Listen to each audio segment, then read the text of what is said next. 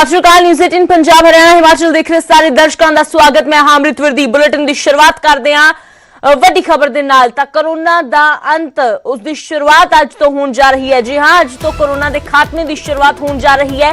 Corona vaccination अभियान का अज आगाज हो जाएगा। प्रधानमंत्री मोदी सवेरे 10:30 बजे इस मुहिम का आगाज करेंगे। तो पूरा देश तैयार है कोरोना के अंत के लिए। इस महामारी तो निजात देशवासियों को दिलाउण दे लई देश भर दे विच 3000 वैक्सीनेशन सेंटर बनाए गए ने। कोविशील्ड ते कोवैक्सीन का टीका लगाया जाएगा। हालांकि शुरुआत दे विच अज 3 लाख सेहत मुलाजमां नूं टीका लगेगा।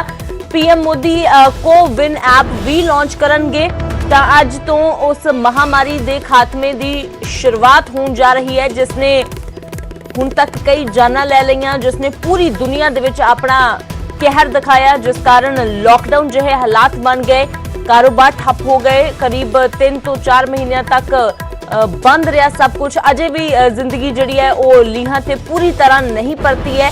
स्कूल कॉलेज अजे भी बंद ने, बच्चे घरां दे विच बैठे हुए ने, बहुत सारे कारोबार बंद हो गए, बहुत सारे लोग अजिहे ने जिन्हां दा रोजगार चला गया। तो उस महामारी के खात्मे के लिए अज तो शुरुआत होने जा रही है। अज कोवैक्सीन लगेगी। देश भर दे विच पिछले लगातार कुछ दिनों तो वैक्सीन पहुंचाई जा रही सी। उस तो पहला ट्रायल होया, ड्राई रन होया ते आखिरकार अज इंतजार दी घड़ियां खत्म होने जा रही ने।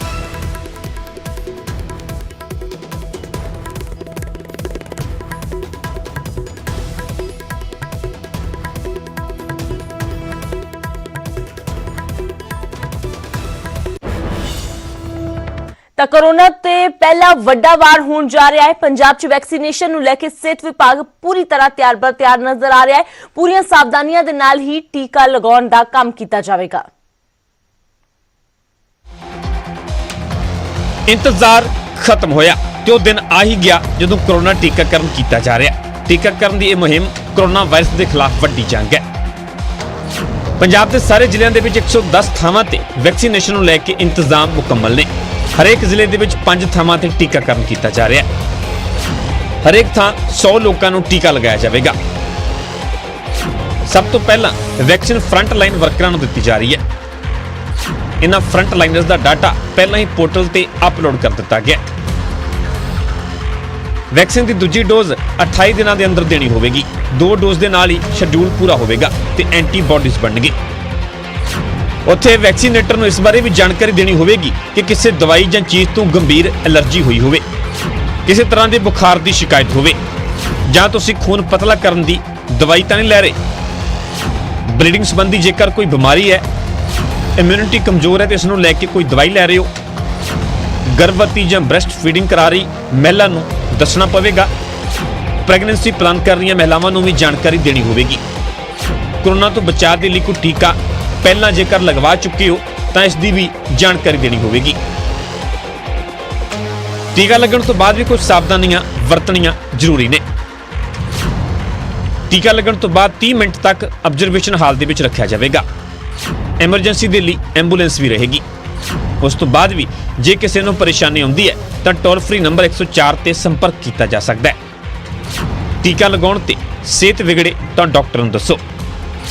टीकाकरण बारे जानकारी हैल्पलाइन नंबर 1075 तो भी ली जा सकती है। पंजाब दे विच कोरोना की वैक्सीन मुफ्त दी जा रही है। इस दे लई सेहत मंत्री बलबीर सिंह सिद्धू ने ऐलान किया होया है। फ्रंट लाइन वर्करां तो बाद 50 साल तो वध उम्र वाले लोगों को वैक्सीन दी जाएगी। Bureau report news 18 Punjab. Corona के पहले वड्डे वार के लिए देश पूरी तरह तैयार बर तैयार है। पंजाब के भी तैयारियां मुकम्मल कर लिया गई ने। उधर अकाली दल के प्रधान सुखबीर सिंह बादल ने कहा कि वैक्सीन का पहला टीका कैप्टन अमरिंदर सिंह नूं लगाउणा चाहिए है ताकि लोगों का वैक्सीन ते विश्वास बन सके। वैक्सीन आ रही है, थोड़ी शुरुआत हो रही है। मैं तो कहना जी शुरुआत वास्ते जेडे हेड्स है, जो चीफ मिनिस्टर है या प्राइम मिनिस्टर, सारे पहले लेना चाहिए टू गेन कॉन्फिडेंस। कोविड-19 पर गल करिए, वैक्सीन आ रही है, थोड़ी शुरुआत हो रही है। मैं तो कहना जी शुरुआत वास्ते जेडे हेड्स है, जो चीफ मिनिस्टर है या प्राइम मिनिस्टर, सारे पहले लेना चाहिए टू गेन कॉन्फिडेंस। ਤਾਂ ਅੱਜ ਸਭ ਤੋਂ ਵੱਡੇ ਟੀਕਾਕਰਨ ਦੀ ਸ਼ੁਰੂਆਤ ਹੋਣ ਜਾ ਰਹੀ ਹੈ। ਨਿਊਜ਼ 18 ਤੇ ਪਲ-ਪਲ ਦੀ ਅਪਡੇਟ ਆਪਣੇ ਦਰਸ਼ਕਾਂ ਦੇ ਨਾਲ ਸਾਂਝੀ ਕਰਦੇ ਰਹਾਂਗੇ।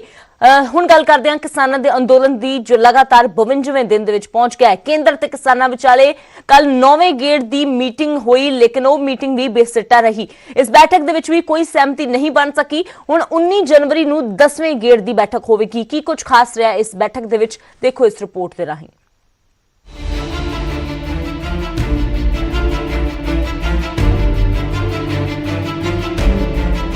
ਖੇਤੀ ਕਾਨੂੰਨਾਂ ਤੇ ਸੁਪਰੀਮ ਕੋਰਟ ਦੀ ਰੋਕ ਦੇ ਬਾਅਦ ਸ਼ੁੱਕਰਵਾਰ ਨੂੰ ਸਰਕਾਰ ਮੋਹਰ ਵੀ ਲੱਗ ਗਈ। ਪਿਛਲੀਆਂ ਬੈਠਕਾਂ ਦੀ ਤਰ੍ਹਾਂ ਇਸ ਵਾਰ ਵੀ ਨਾ ਤਾਂ ਸਰਕਾਰ ਕਾਨੂੰਨਾਂ ਨੂੰ ਰੱਦ ਕਰਨ ਦੇ ਮੂਡ ਦੇ ਵਿੱਚ ਸੀ ਤੇ ਨਾ ਹੀ ਕਿਸਾਨਾਂ ਨੂੰ ਇਸ ਤੋਂ ਘੱਟ ਕੁਝ ਮਨਜ਼ੂਰ ਸੀ।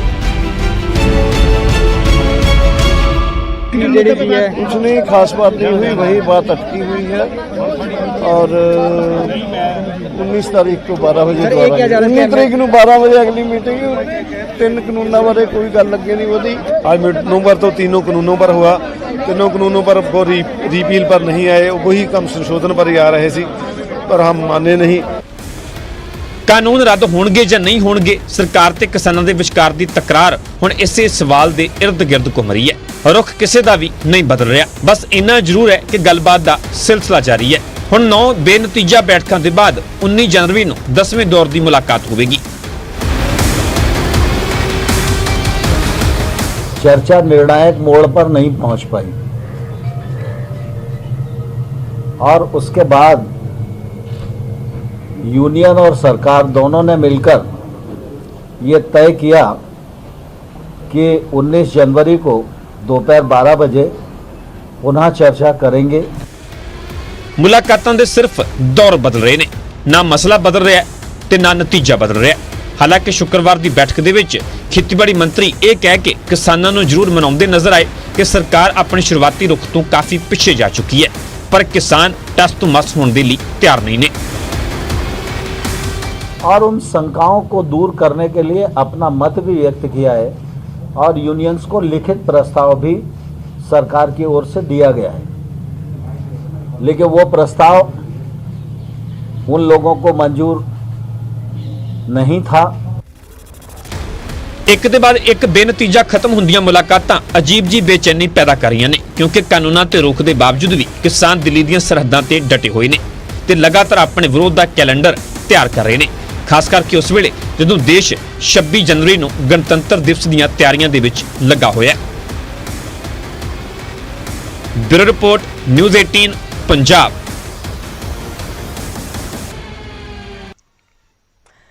ਤਾਂ 9ਵੇਂ ਦੌਰ ਦੀ ਬੈਠਕ ਵੀ ਬੇਸਿੱਟਾ ਰਹੀ ਹੈ। ਬੈਠਕ ਦੇ ਵਿੱਚ ਗੱਲਬਾਤ ਕਿਸੇ ਵੀ ਸਿੱਟੇ ਤੇ ਨਹੀਂ ਪਹੁੰਚ ਪਾਈ ਹੈ ਤੇ ਬਾਰ-ਬਾਰ ਮੀਟਿੰਗ ਬੇਸਿੱਟਾ ਰਹਿਣ ਤੇ ਕਾਂਗਰਸ ਤੇ ਅਕਾਲੀ ਦਲ ਨੇ ਕੇਂਦਰ ਸਰਕਾਰ ਦੀ ਨੀਅਤ ਤੇ ਸਵਾਲ ਖੜੇ ਕੀਤੇ ਨੇ।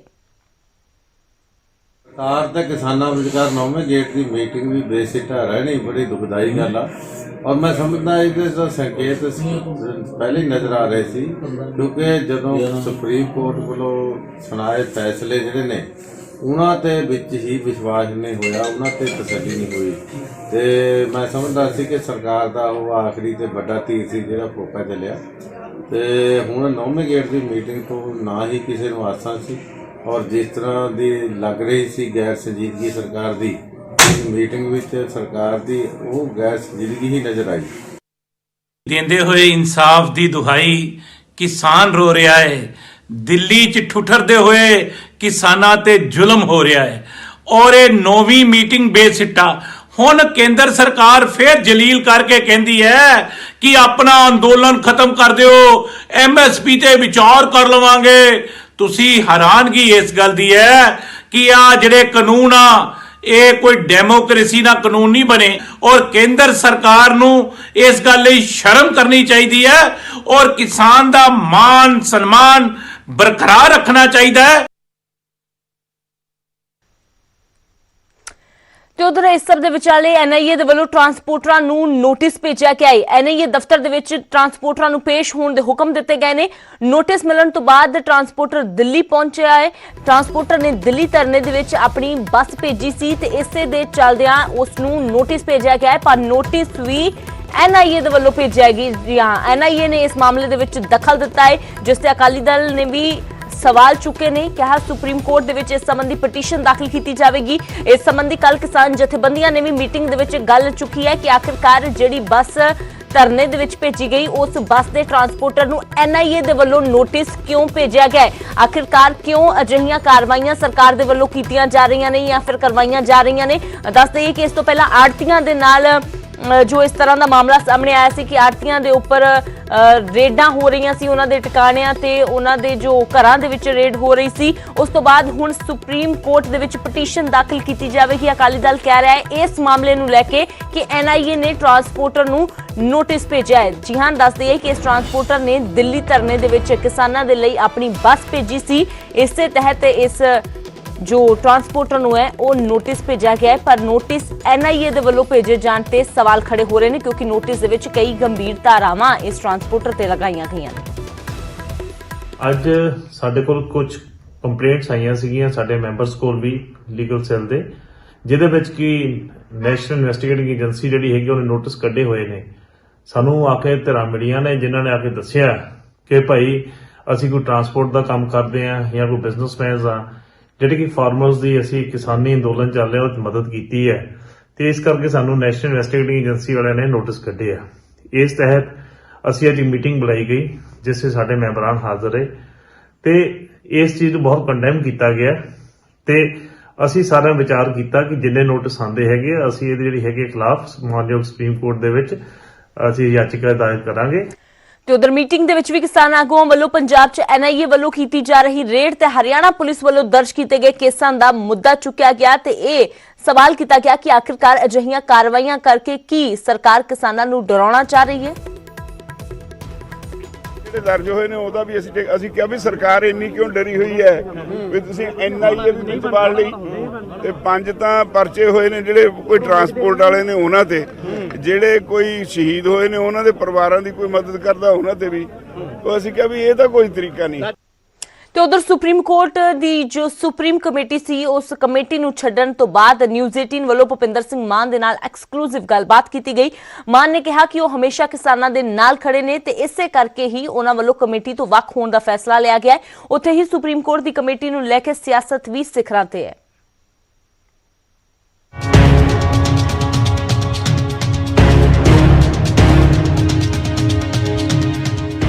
ਦੇਸ਼ ਦੀ ਸਭ ਤੋਂ ਵੱਡੀ ਅਦਾਲਤ ਨੇ ਜਿਸ ਕਮੇਟੀ ਨੂੰ ਖੇਤੀ ਕਾਨੂੰਨਾਂ ਦੇ ਮਸਲੇ ਦਾ ਹੱਲ ਕਰਨ ਦਾ ਜ਼ਿੰਮਾ ਦਿੱਤਾ ਸੀ ਉਹ ਕੰਮ ਸ਼ੁਰੂ ਕਰਨ ਤੋਂ ਪਹਿਲਾਂ ਹੀ ਖਿੰਡਦੀ ਦਿਖਾਈ ਦੇ ਰਹੀ ਹੈ ਕਿਉਂਕਿ 4 ਮੈਂਬਰਾਂ ਵਾਲੀ ਇਸ ਕਮੇਟੀ ਤੋਂ ਭੁਪਿੰਦਰ ਸਿੰਘ ਮਾਨ ਅਲੱਗ ਹੋ ਚੁੱਕੇ ਨੇ। ਚਿੱਠੀ ਦੇ ਜ਼ਰੀਏ ਸੁਪਰੀਮ ਕੋਰਟ ਨੂੰ ਆਪਣੇ ਜਜ਼ਬਾਤ ਜ਼ਾਹਰ ਕਰ ਚੁੱਕੇ ਮਾਨ ਦੱਸਦੇ ਨੇ ਕਿ ਕਿਵੇਂ ਮੌਜੂਦਾ ਹਾਲਾਤ ਦੇ ਵਿੱਚ ਇਸ ਕਮੇਟੀ ਦਾ ਮੈਂਬਰ ਹੋਣਾ ਕਿੰਨਾ ਮੁਸ਼ਕਲ ਸੀ।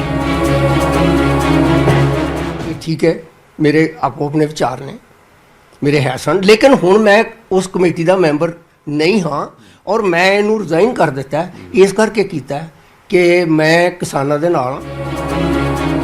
ਕਮੇਟੀ ਵਿੱਚ ਨਾਮ ਆਉਣ ਦੇ ਬਾਅਦ ਹੀ ਮਾਨ ਤੇ ਇਲਜ਼ਾਮ ਸੀ ਕਿ ਉਹ ਕਾਂਗਰਸ ਦੇ ਨਜ਼ਦੀਕੀ ਨੇ, ਪਰ ਜਦੋਂ ਉਹ ਕਮੇਟੀ ਦੇ ਮੈਂਬਰ ਨਹੀਂ ਨੇ ਤਾਂ ਮਾਨ ਖੁੱਲ੍ਹ ਕੇ ਕਹਿੰਦੇ ਨੇ ਕਿ ਉਹਨਾਂ ਦਾ ਕਿਸੇ ਵੀ ਸਿਆਸੀ ਦਲ ਦੇ ਨਾਲ ਕੋਈ ਤਾਲੁਕ ਨਹੀਂ ਹੈ। ਮੈਂ ਕਾਂਗਰਸ ਪਾਰਟੀ ਜਾਂ ਕਿਸੇ ਵੀ ਪੋਲੀਟੀਕਲ ਪਾਰਟੀ ਦਾ ਕਦੀ ਵੀ ਆਪਣੀ ਜ਼ਿੰਦਗੀ 'ਚ ਮੈਂਬਰ ਨਹੀਂ ਰਿਹਾ। ਸੁਪਰੀਮ ਕੋਰਟ ਦੇ ਵੱਲੋਂ ਕਮੇਟੀ ਦੇ ਮੈਂਬਰਾਂ ਨੂੰ ਲੈ ਕੇ ਸਿਆਸਤ ਪਹਿਲੇ ਦਿਨ ਤੋਂ ਜਾਰੀ ਸੀ, ਪਰ ਹੁਣ ਭੁਪਿੰਦਰ ਸਿੰਘ ਮਾਨ ਦੇ ਅਚਾਨਕ ਕਮੇਟੀ ਤੋਂ ਅਲੱਗ ਹੋਣ ਦੇ ਬਾਅਦ ਵੀ ਸਿਆਸਤ ਘੱਟ ਨਹੀਂ ਹੋ ਰਹੀ ਹੈ। बनाई 4 सदस्य कमेटी, एक सदस्य ने उसमें से इस्तीफा दे दिया, ये कहते हुए कि किसानों के साथ है, लेकिन उन भैया माया शब्द सुना आपने, माया है माया। ਕਮੇਟੀ ਨੂੰ ਪਹਿਲਾਂ ਹੀ ਖਾਰਜ ਕਰ ਚੁੱਕੇ ਕਿਸਾਨਾਂ ਤੇ ਕਮੇਟੀ ਵਿੱਚ ਮੱਚੇ ਇਸ ਉਥਲ-ਪੁਥਲ ਦੇ ਨਾਲ ਕੋਈ ਜ਼ਿਆਦਾ ਅਸਰ ਦਿਖਾਈ ਨਹੀਂ ਦੇ ਰਿਹਾ ਹੈ। ਪਹਿਲੇ ਦਿਨ ਤੋਂ ਹੀ ਬਹੁਤ ਜ਼ੋਰ ਲਾਇਆ ਭਾਰਤ ਸਰਕਾਰ ਨੇ ਕਿ ਛੋਟੀ ਕਮੇਟੀ ਬਣਾ ਦਿੰਨੇ, ਛੋਟੀ ਕਮੇਟੀ ਬਣਾ ਦਿੰਨੇ ਆ। ਅਸੀਂ ਬਿਲਕੁਲ ਇਸ ਸਿਧਾਂਤਕ ਤੌਰ ਤੇ ਰੱਦ ਕਰਦੇ ਕਿ ਕੋਈ ਕਮੇਟੀ ਨਹੀਂ। ਖੇਤੀ ਕਾਨੂੰਨਾਂ ਤੇ ਅਮਲ ਤੇ ਰੋਕ ਲਾਉਣ ਦੇ ਨਾਲ ਹੀ ਸੁਪਰੀਮ ਕੋਰਟ ਨੇ ਇਸ ਮਾਮਲੇ ਦੇ ਹੱਲ ਲਈ ਇੱਕ 4 ਮੈਂਬਰੀ ਕਮੇਟੀ ਦਾ ਗਠਨ ਕੀਤਾ ਸੀ, ਜਿਸ ਵਿੱਚ ਪੰਜਾਬ ਦੇ ਨਾਲ ਤਾਲੁਕ ਰੱਖਣ ਵਾਲੇ ਕਿਸਾਨ ਆਗੂ ਭੁਪਿੰਦਰ ਸਿੰਘ ਮਾਨ ਦਾ ਨਾਮ ਵੀ ਸ਼ਾਮਲ ਸੀ। ਪਰ ਕਮੇਟੀ ਆਪਣਾ ਕੰਮ ਸ਼ੁਰੂ ਕਰਦੀ ਉਸ ਤੋਂ ਪਹਿਲਾਂ ਹੀ ਵਿਵਾਦ ਖੜਾ ਹੋ ਗਿਆ। ਪਹਿਲਾਂ ਭਾਰਤੀ ਕਿਸਾਨ ਯੂਨੀਅਨ ਨੇ ਭੁਪਿੰਦਰ ਸਿੰਘ ਮਾਨ ਨੂੰ ਬਾਹਰ ਕੀਤਾ ਅਤੇ ਹੁਣ ਖੁਦ ਮਾਨ ਸੁਪਰੀਮ ਕੋਰਟ ਦੀ ਕਮੇਟੀ ਤੋਂ ਬਾਹਰ ਹੋ ਗਏ ਨੇ। Bureau report, news 18।